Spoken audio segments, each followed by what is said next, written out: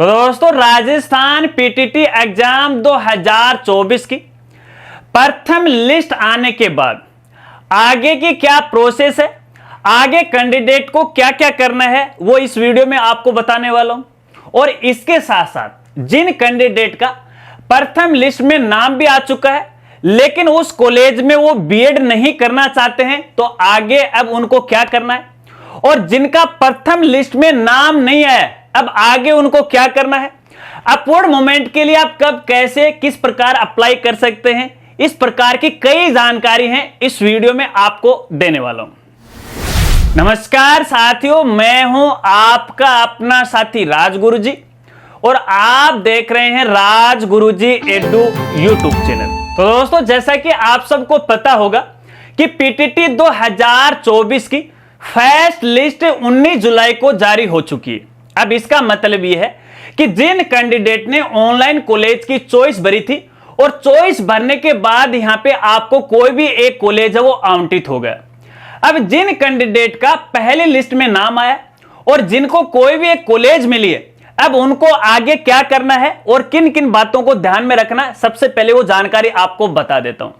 देखिए, जिनका पहले लिस्ट में नाम आया और कॉलेज मिली है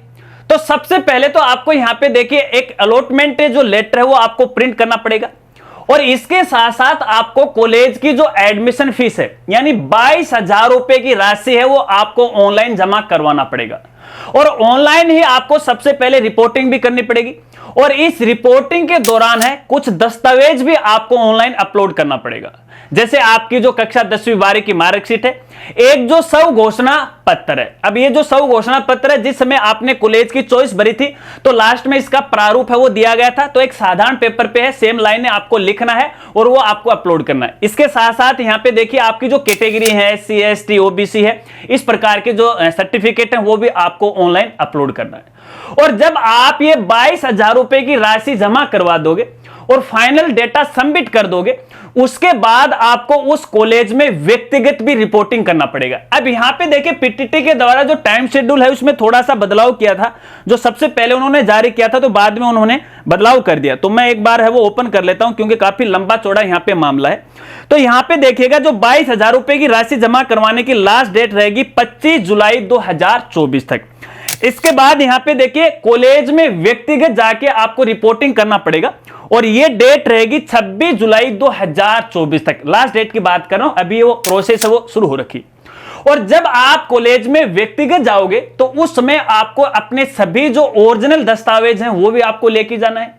और उसकी फोटोकॉपी है वो भी आपको लेके जाना है और ऑनलाइन पीटीटी का जो भी आपने फॉर्म भरा था वो लेके जाना है, काउंसलिंग की जो स्लिप है चालान है वो भी आपको लेके जाना है, कॉलेज की लिस्ट है वो, मतलब जितने भी डॉक्यूमेंट पीटीटी की साइट से यदि आपने डाउनलोड किए हैं वो सब के सब आपको लेके जाना है, उस कॉलेज के अंदर आपको जमा करवाना है और अपना एडमिशन वेरीफाई करवाना है। देखिए, जब तक आप अपना एडमिशन वेरीफाई नहीं करवाओगे तब तक कॉलेज में आपका एडमिशन वो समझा नहीं जाएगा। तो जिनका यहां पे पहले लिस्ट में नाम आ गया केवल उनको इन बातों को यहां पे वो ध्यान में रखना है। अब यहां पे बात करते हैं उन कैंडिडेट के लिए जिनका पहले लिस्ट में नाम नहीं आया है। अब आगे उनको क्या करना कुछ नहीं है भैया, थोड़ा सा इंतजार आपको यहां पे करना पड़ेगा। अभी यहां पे देखिएगा दूसरी लिस्ट है वो जारी होगी तो शायद दूसरी लिस्ट में आपका नाम आ जाएगा, तीसरी भी जारी हो जाएगी शायद उसमें आपका नाम हो जाएगा। तो जल्दबाजी मत कीजिएगा, इसमें थोड़ा सा समय वो निकलेगा, पहले ये जो प्रोसेस है वो समाप्त हो जाती है उसके बाद दूसरी लिस्ट है वो जल्द ही जारी होने वाली है। अब यहां पे देखिएगा जिन कैंडिडेट का, खास बात बता रहा हूं, जिन कैंडिडेट का पहले लिस्ट में नाम आया है और कोई भी एक कॉलेज आवंटित हो चुकी है, अब ये चाहता है कि यार मैं इस कॉलेज में बीएड नहीं करना चाहता, क्योंकि जब आपने फॉर्म भरा था तो लास्ट में एक ऑप्शन आपसे पूछा गया था कि यहाँ पे अगर इन कॉलेज के अंदर जो आपने चॉइस भरी है इनमें आपका एडमिशन नहीं होता तो क्या ऑल ओवर राजस्थान के किसी भी बीएड कॉलेज में आप एडमिशन लेना चाहते हो, तो आपने खुशी खुशी कर दिया हाँ जी यस यस। अब आपको पता ही नहीं उस यस का मतलब क्या है, अब आपको पता चला, जबकि मैंने तो मेरी वीडियो में खूब इस बात पर है 4-5 पर आपको प्रेशर डाल के खाता रहे यस मत करना यस मत करना, क्योंकि ऐसी जगह आपको उठा के पटकेंगे जहां पर यार जानवर भी नहीं घूमते हैं, इंसान तो कहां घूमेंगे। तो शायद अगर ये समस्या आपके सामने आई है, कोई ऐसी कॉलेज आपको आवंटित हो गई है, तो आपको यहां पे बताना चाहूंगा, आपको ये 22,000 रुपए की राशि वो जमा नहीं करवानी है, याद रखना। क्योंकि जब यहां पे दूसरी लिस्ट जारी होगी उसके अंदर भी आपको कॉलेज मिलेगी, ध्यान रखना इस बात को। क्योंकि अगर आप यहां पे ऑनलाइन कॉलेज में रिपोर्टिंग कर देते हो तो यहां पे पीटीटी के डेटा है वो वहां पे लॉक हो जाता है, फिर उस कैंडिडेट की जो इंफॉर्मेशन है दोबारा अपडेट नहीं होती है, ध्यान रखना इस बात को। तो कॉलेज के आप जो लिस्ट में नाम आया है नहीं करना चाहते हैं तो थोड़ा सा वेट है वो कर लीजिएगा। अब यहां पे देखिए एक बात और भी है, ये भी आपके लिए खास बात है कि जिन कैंडिडेट का फर्स्ट लिस्ट में नाम आ चुका है और उन्होंने ऑनलाइन रिपोर्टिंग भी कर दी, 22,000 रुपये भी जमा करवा दिए, फिर उनका मन बदल गया कि नहीं यार मैं तो इस बीएड कॉलेज में जाना ही नहीं चाहता, मैं तो बीएड करना ही नहीं चाहता, या फिर मैं तो दूसरी कॉलेज में करूंगा, तो मेरे तो पैसे बर्बाद हो गए। नहीं भैया, कोई पैसा आपका बर्बाद नहीं हुआ, आपका पैसा बिल्कुल सेफ है। और सेफ इसलिए है क्योंकि मैं आपको जानकारी दे रहा हूं, जानकारी के अभाव में आपको वो अनसेफ है वो लग रहा है। तो यहां पे देखिए आपने 22,000 रुपए की राशि जमा करवा दी, ऑनलाइन रिपोर्टिंग भी कर दी है, फाइनल डेटा लॉक भी कर दिया है, उसके बाद बीएड नहीं करना चाहते हो तो उस कॉलेज में आपको व्यक्तिगत नहीं जाना है। फिर से बोल रहा हूं, व्यक्तिगत आपको वहां पे नहीं जाना है, अपना एडमिशन वेरीफाई नहीं करवाना है। अगर एडमिशन वेरीफाई करवा लेते हो तो फिर भैया कोई गारंटी नहीं है मेरी भी, आपको ये पैसा नहीं मिलेगा। यानी जब तक आप अपना एडमिशन वेरीफाई नहीं करवाओगे तब तक आपके पास एक दूसरा ऑप्शन बचता है आपके पैसे रिफंड होने के, इसलिए यहां पे है उसको वेरीफाई मत करवाएगा। हां, एक बात और आपको बताना चाहूंगा, यहां पे कई बार ये जो कॉलेज वाले ने बीएड वाले ये थोड़ी सी मटरगश्ती कर देते हैं। यहां पे देखिए क्योंकि उनके पास काफी सीट होती है तो अपनी सीट भरने के लिए है वो कई बार कैंडिडेट से बगैर पूछे उनके एडमिशन को वेरीफाई कर देते हैं। तो आपको मैं यहां पे कहना चाहूंगा एक बार अगर आप एडमिशन नहीं लेना चाहते हो तो कॉलेज वालों से फोन पे बात कर लीजिएगा या व्यक्तिगत उनसे संपर्क कर लीजिएगा कि भैया मैं आपकी कॉलेज के अंदर है एडमिशन नहीं लेना चाहता हूं, तो मेरा एडमिशन है, मेरी बगैर अनुमति के वेरीफाई मत कर देना।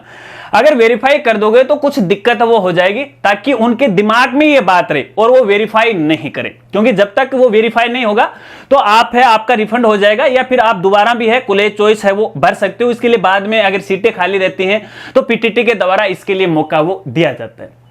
अब यहां पे देखिए एक और जानकारी आपको बताना चाहूंगा, यदि यहां पे आपका मानस ये बन गया कि पहली लिस्ट में आपका नाम आ गया और आपने उस कॉलेज के अंदर है अपना एडमिशन वेरीफाई भी करवा दिया, 22,000 रुपए की राशि है वो भी आपने जमा करवा दी, व्यक्तिगत भी आप वहां पे चले गए, फिर मानस बदला कि नहीं यार मैं तो बीएड नहीं करना चाहता, यार ये तो दूर कॉलेज है, मुझे अच्छी नहीं है, पसंद नहीं, मैं तो दूसरी कॉलेज में यहां पे एडमिशन लेना चाहता हूं, तो फिर भी आपके पास एक मौका बचता है और वो मौका है अपवर्ड मोमेंट का। और ये अपवर्ड मोमेंट के लिए जैसे ये जो टाइम शेड्यूल है ना उसके हिसाब से आपको आवेदन करना पड़ेगा। तो अपवर्ड मोमेंट के लिए फिलहाल जो डेट रखी गई है वो 21 जुलाई से लेकर 26 जुलाई 2024 तक है वो रखी गई है। जब आप अपवर्ड मोमेंट के लिए आवेदन करोगे ना तो आपको दोबारा 22,000 रुपए की फीस देने की कोई आवश्यकता नहीं है, उसी से काम चल जाएगा। लेकिन यहां पर भी एक खास बात आपको बताना चाहूंगा, मैं देखिए जो जानकारी आपके साथ शेयर कर रहा हूं शायद यूट्यूब पे है कोई क्रिएटर करा है, एक बार आप वीडियो उठा के देख लीजिएगा। मैं अपने मुंह से तारीफ नहीं करना चाहता, लेकिन जो जानकारी मैं दे रहा हूं शायद ही लोग आपको है वो देते हैं। देखिएगा जिस समय आप अपवर्ड मोमेंट के लिए अप्लाई करोगे तो उस समय भी देखिए आपसे कॉलेज चॉइस है वो पूछी जाएगी,